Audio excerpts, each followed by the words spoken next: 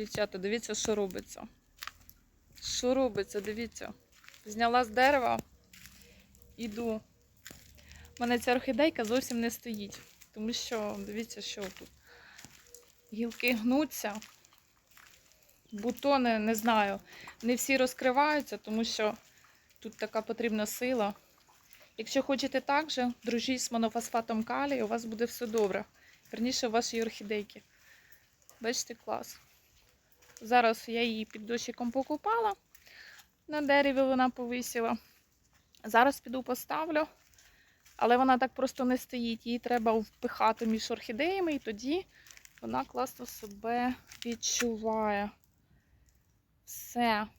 1 грам на 1 літр водички і дивіться, що буде. Клас. Діліться своїми коментарями. Все буде класно. До зустрічі з орхідеями і гортензіями обов'язково.